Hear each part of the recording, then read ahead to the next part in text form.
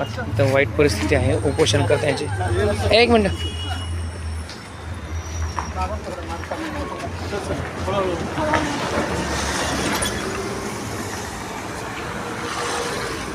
उपोषणकर्त्यांचे अत्यंत गंभीर झालेले आता खूप कठीण परिस्थिती झालेली आहे.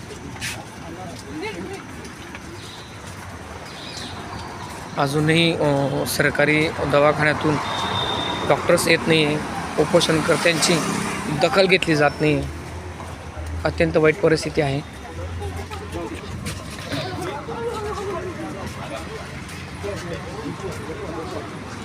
मॅडम त्यांचे शूज आहे. मॅडम